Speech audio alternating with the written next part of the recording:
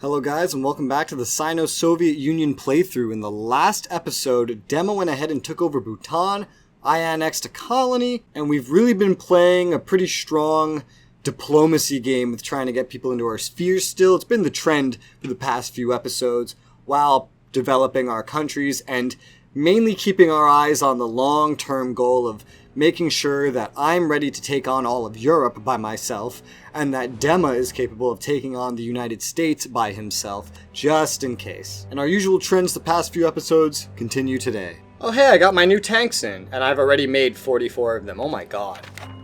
I didn't even realize. T-55 AMVs, they're from 85.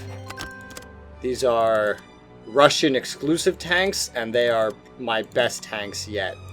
Just by far. Their maintenance is less than the tanks that I was using from 76. Like, it takes less to maintain them, which is awesome. They move further, a little bit slower. Their stats is just a lot better all around. Their reaction time's better. They can fight longer without supplies. I noticed there's only one red NPC that doesn't have any debt at all, and that's North Vietnam. They're going pretty heavy into civilian techs, I've noticed. I think they're kind of following my footsteps. A lot of the AI like to go like civilian techs and leave war alone until they until they get into war, I want to say, but North Vietnam's been at war this entire time.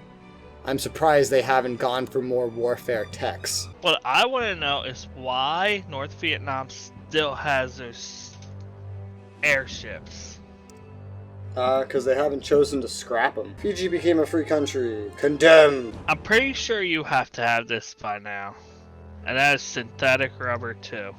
I have synthetic rubber 3. You know one person we never actually put a lot of effort into trying to get to join us? Indonesia. We never really put any effort into trying to get them to join us. And I'm realizing if we wanted to trade with them to try to get them to join us, they're out of money.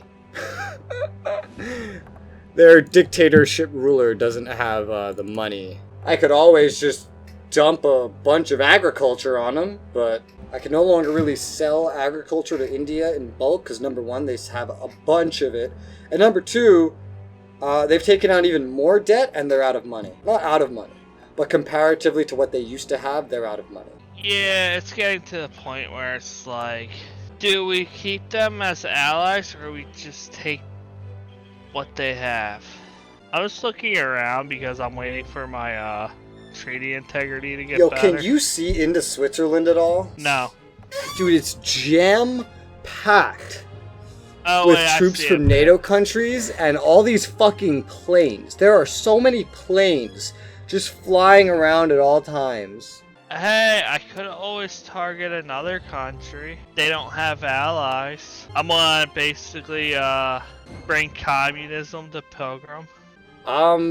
They have a lot of NATO troops on their territory. That will be a big fight. I'm gonna be real here. If you actually want to go for like Australia, you should probably jump on Fiji while it's hot, so that you have a pretty good base of operations to hop into Australia.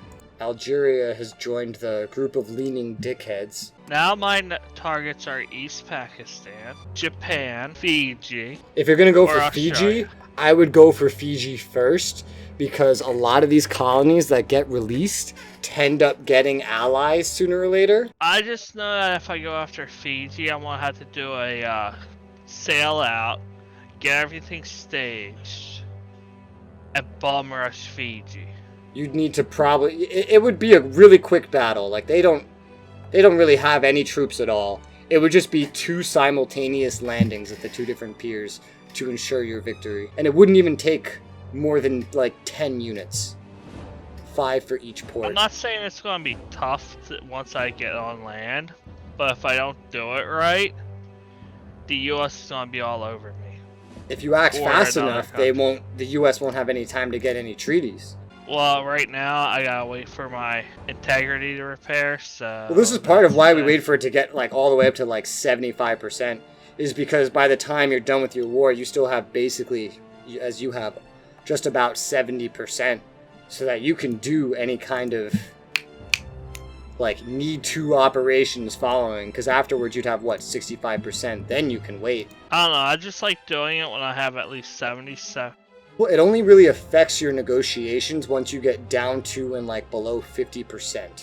The whole reason I wait for it to get past 70% is so that in case I need to declare another war real quick, that if it the biggest dip it would take would be probably down towards 50% and not below it. And even if it does get down to 50%, from 50% it would repair pretty damn quickly. I'm also trying to weigh my options, because that's a pretty decent trip out to Fiji. If you went for it the same way you went for Bhutan, you'd take it over like no problem.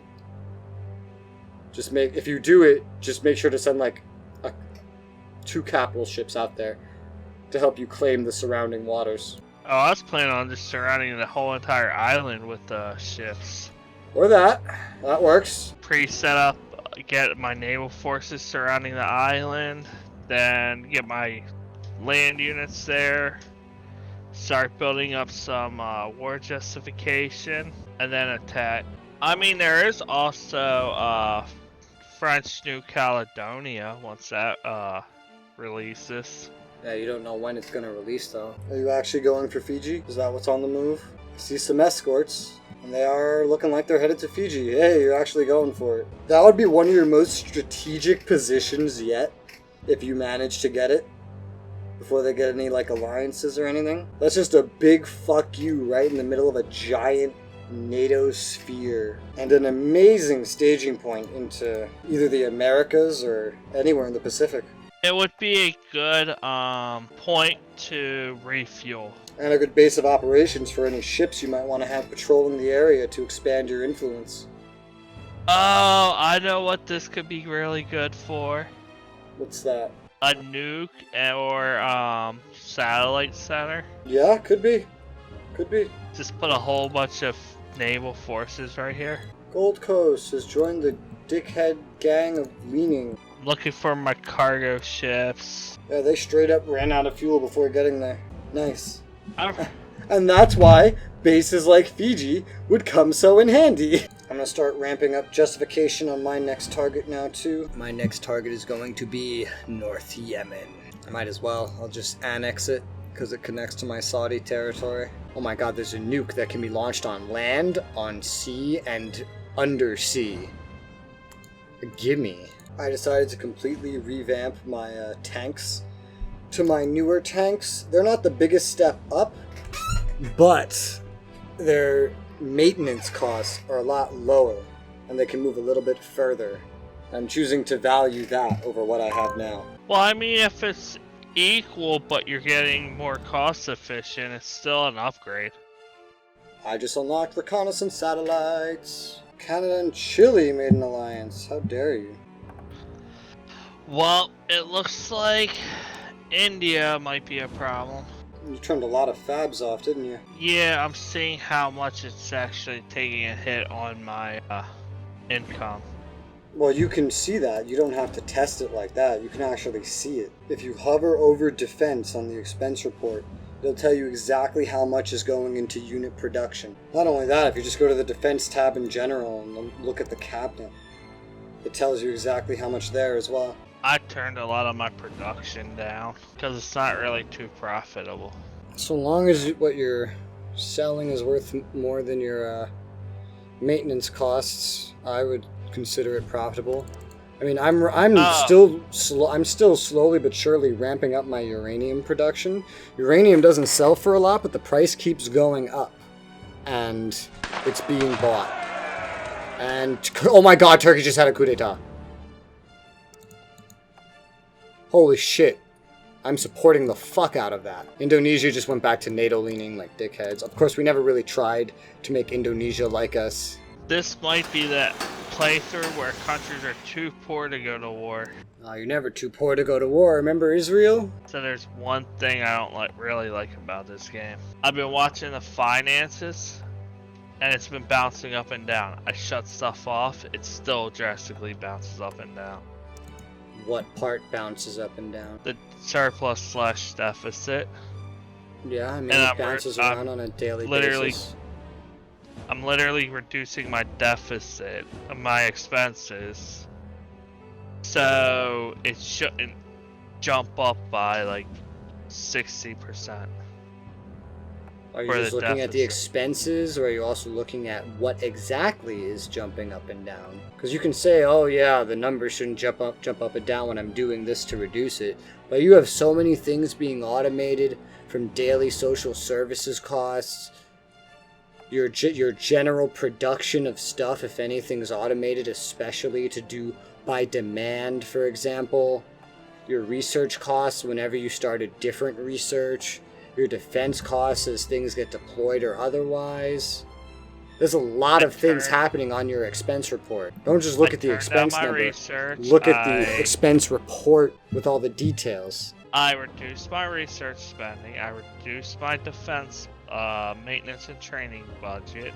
What's taking the biggest chunk out of your expense report? Like, I can sit here and reduce my research spending all I want. It's not going to make the biggest difference in my fucking expense report because it's such a minuscule amount. Social services is the highest, but it's stayed fairly consistent. Production's a bit iffy depending on what's being made, and usages of things jump around. For example, as you like make certain things, unit production under defense can be one that jumps around pretty easily as well. It has nothing to do with the game.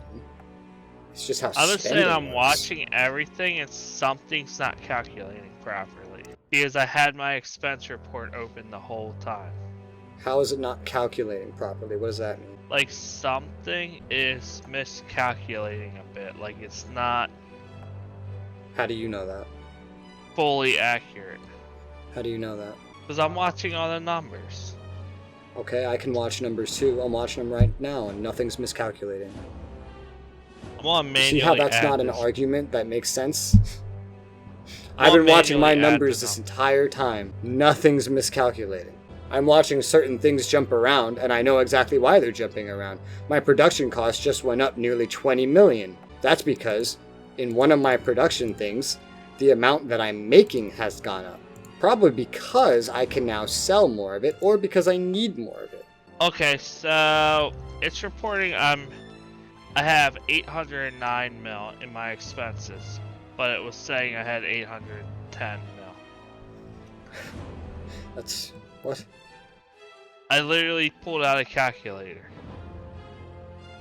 and manually calculated it. So unless this game just says, okay, we're just gonna cut off showing what's after the million mark, like basically anything. What you're probably looking at that's different is that one number, the bigger number, is rounding everything, but the exacts of everything. Whereas each category is only rounding to itself. If it's a 1 million difference, that is almost certainly what's happening. That is completely within a margin of rounding when you're rounding both individual things and a whole thing. The only thing I can see is it doesn't display anything behind the 1 million mark.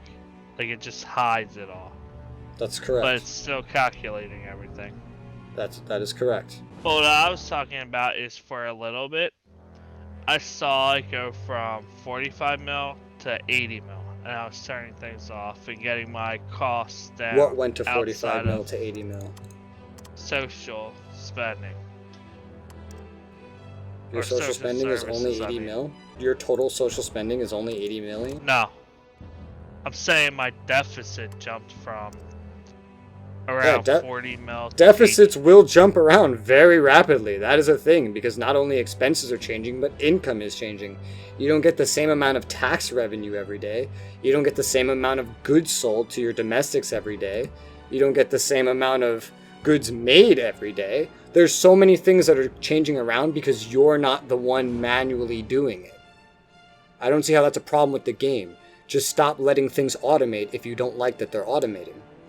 If you want perfect pinpoint control so that things only move around when you tell them to move around, then you micro it. You set exactly how much you want to produce. You set the exact prices. People are still going to buy as they have the money. You can't micro that. And people aren't going to pay the same amount of taxes every single day. You can't micro that. I just don't see how automation equals miscalculation. Maybe if you change the figures to annual, the bigger numbers will upset you less or something. I'm ready to attack Yemen.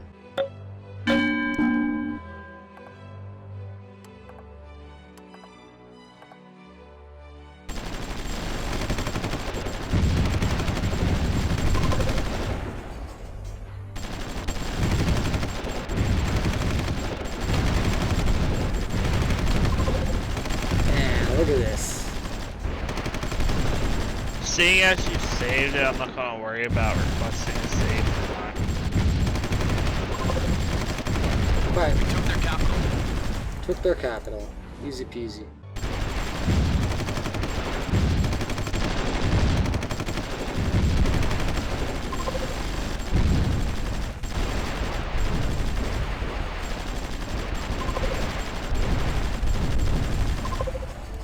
Easy peasy.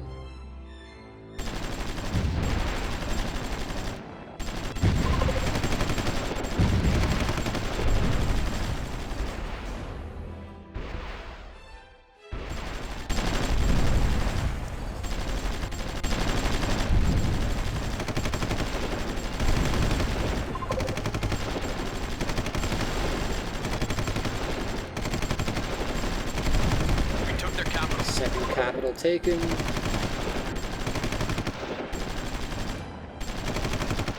In 2%, I'll be able to declare war.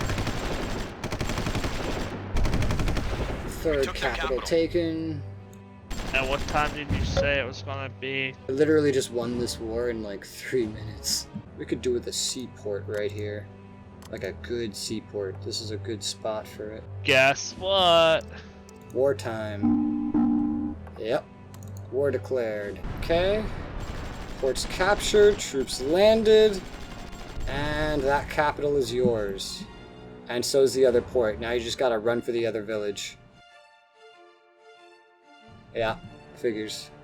The one last village. Interesting path. Alright. Yeah, I don't know why they decided to go that route, but whatever. There's nothing that anyone could do at this point. Almost there. You can do it. You can do it. Damn, should have brought some supply trucks. Alright, well, this is going to take a little bit. I'm trying to, like, surround the island, see if that gives me any supplies. Oh, they're, like, almost there. Oh, they got there it. it is. They got it. GG, Fiji is yours. That was painful, though. But hey, you now own Fiji. The battling was easy, but... You now have a Pacific base for which to use. Well, hey, -2 blues in the world, by the way. Now having North Yemen, I can pretty much, like, patrol whatever comes in and out of the Suez, and I can see what's coming in off on this little island outside the Suez. I feel like this would be a good spot for, like, a radar station, maybe. I mean, yeah, you could stage troops there for when they trespass on Yeah, your I'm already area. building a seaport and an air base there. I'm trying to get my certain texts modern, so when we go to fight the U.S. Look what I did! Turkey's Warsaw Oh, leaning. that's good. But yeah, there's a U.S. merchant marine just right outside Fiji, so maybe they were sending troops to help. Something to keep in mind if you plan on going for Japan, you might find yourself in a war with a bunch of U.S. reinforcements. And that is if you cannot take control of all the naval waters surrounding all the ports. Yeah, the U.S. was sending units to try to help Fiji. Oh yeah, look at that. Even more are coming. They were definitely sending help. Hey, you're getting free kills. They're walking right into the battleships. Ooh, that's awesome. You know what? I'm just gonna put my battleships more in my territory. Yeah. Get these free kills. That's awesome. Oh, look, even more are coming. Oh, nice. Now they can't land because they're not at war with you. But the AI is still too stupid to actually send the troops back. So you're about to get some revenge right now for Taiwan. Maybe not equal revenge, but you can get some revenge here. Yeah, look at that. That's just free kills. Let's take a look I'm at hurting their military. Yeah, bit by bit it looks like. Hopefully they send more troops, because all in all, even with the troops that just died, they've only lost 74 units this entire campaign, compared to your 1,665. Yeah, that was all that was mostly the U.S. Oh, is that more? Those are escorts. Those escorts won't make the same mistake. Damn, look at how many things are showing up. They were straight up gonna bite your fucking face off over Fiji if they had the chance. Anything in the Pacific, it looks like, they are willing to challenge you for. Oh, got another one. Why are so many red aligns going leaning? Is one thing I can't quite figure out. There's some Turkish landing craft trying to move through Egypt. And coup d'etat in Uganda. Uganda now loves us. I will support the fuck out of that. That looks like a free Uganda, baby. Yep. And by free, I mean free for us, not actually free because they're now a dictatorship. But hey man, free Uganda! I wonder if I can get deals with them. I'm getting everything with them. Luxembourg and Swaziland made an alliance. I might not because their people might hate me. Their people hate my guts. I still managed to get deals with these brand new people so long as they show up like aligned. There's my full alliance. Well, I think I got everything. Yeah, when they flip like that, they're actually pretty open. Hey, look. And you got an alliance with Uganda. The red sphere grows. -1 blue. There's only 78 aligned blues. If you include the 2 leanings, aka India and Indonesia, it's 80. I want New Guinea. It has to be released first. I want the Solomon Islands. What's funny about Dutch New Guinea is if it does get released, it's probably just going to get released into Indonesia, because in real life that belongs to Indonesia, and in-game the loyalty belongs to Indonesia. The market availability for uranium is still poor. With all the uranium mines I've made, damn US, your fucking consumption is crazy. One thing that's not marked as an opportunity good, by the way, but I noticed is still very sought after, the most sought after maybe in the entire world by the most amount of countries, is consumer goods. Consumer goods just appears to be worth, like, the most, all in all. And to that effect, I think I'll go ahead and plop down another consumer goods factory, because I only have 8. It's marked as an opportunity. It is? For me, it has a blue exclamation bar. Oh, it doesn't have it for me. You're bugged, Res. It may be because your production costs are lower than mine. That may be why. 4,856 now. That's your production cost? Yes. Yeah, mine is higher than that. I am plopping down one more factory for it for the time being. Maybe I kind of want to get it to an even 10, though. I want to get it to an even 10. I wonder if that has to do with GDP per capita. It does. Like, not... GDP per capita and inflation levels in general.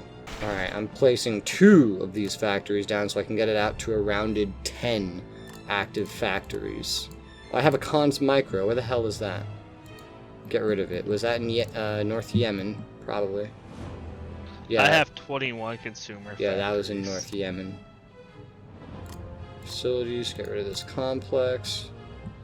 Right. One thing I wanted to do also was I wanted to get rid of these roads they have here. Not that this doesn't make sense, but for this area, I have a different setup in mind. I'm also going to get rid of some roads I already had that connect to this, because unless I plan on doubling down on the infrastructure out here, the supply is already so bad that I might as well just put some rails down, just so I don't have to worry about the supply for traveling. So there will still be a road that takes you here, there will be a rail that takes you here, but I'm going to build rails back out. Sphere change, even Syria going leaning. So, Rez, what's the provocation level for that they have against you? Ooh, the U.S.? Yes. War justification the U.S. has on me is 38%. Crap. Is it higher for you? I think they have 100% war justification against me. You don't have 100% against them. They have 100% against you? Yes, I only have 95%. I mean, the UK has 98% war justification against me. Really? They only have 47% against me. What are you doing differently that makes even the UK have such high justification? I don't know. Oh wait, never mind. It's 40%. Okay, I was looking at the likelihood. Let me go look at the US again. What? Okay, they only have 70% war justification for me again, as the US. What the hell were you reading? I looked at the wrong metric. I looked at the provocation metric. Yeah, no, provocation's their chance to attack you based on all the things combined. I don't remember, where did you find a number for provocation? Oh, I just looked at how full the bar was.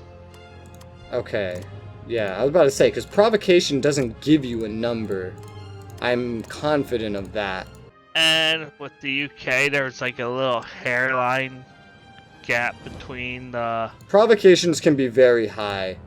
It's based on your alliances, though, and other things like that. Provocation doesn't necessarily mean that they will attack you, especially if they lack the justification to do it.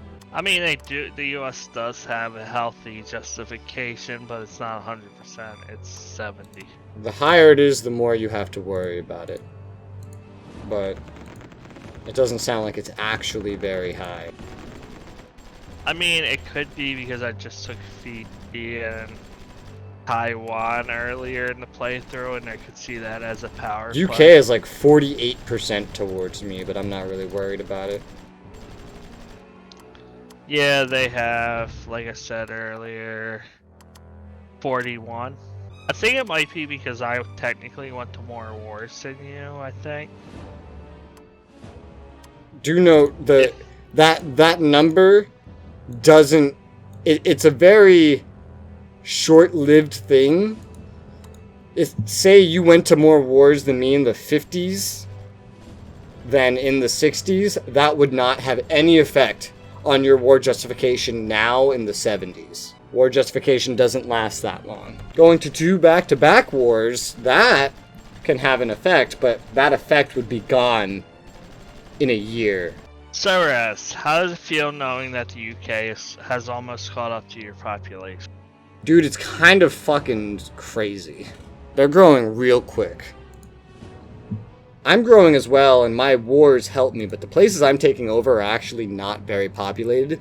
It is possible that with time we could see a UK just as populated as the USSR, because they're growing like crazy. I mean, there is a way for you to boost your population. I know. Just make a snack out of India.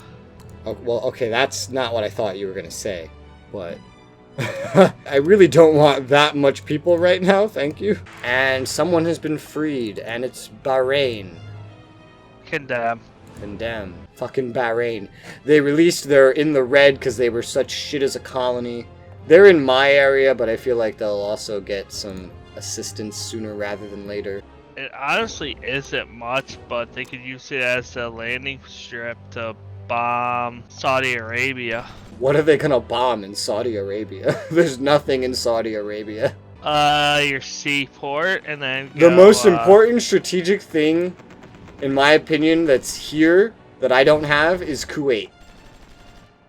I would Kuwait say is a true landing point. Hit Al Jubal and take that as a staging point. You're thinking as a player. You gotta start thinking like an AI if you want to predict the AI. An AI is not gonna do what you just said. Side note, it's done. Turkey is now aligned into our sphere, and I've gotten a full alliance with them. I already got Indonesia back to non-aligned. Yugoslavia not being willing to go red is kind of annoying, but oh well, so long as I just put the effort into keeping them out of blue. Oh, and Qatar just got independence, another one next to me. Condemn your independence. This little teeny tiny place that's also basically worthless. New alliance formed Bulgaria and Korea. Nice. Nice. It's so rare to see our guys allying with each other, so it's nice when they finally do it. Hey, Peru went non-aligned. Peru's another one that went independent, and well, they had a coup d'etat, they went non-aligned, and we didn't work on them because we didn't have money at the time and they didn't have money. So they've just been non-aligned this whole time. They just went NATO leaning. I did a single trade with them and they went back to non-aligned. I have Indonesia's population to satisfied and they're still unfortunately non-aligned. I don't know if this is going to be more towards like cutting it towards the edge or if maybe they just really don't want to be red. I mean, if you can't flip them, then I guess I can consume them once I have The ability to. more efficient units. You're better off going for Japan first, honestly. At least someone might help you with Japan. Because I'm trying to reduce their the U.S.'s stake in this region. So if I can get even Japan, Indonesia, and then New Guinea.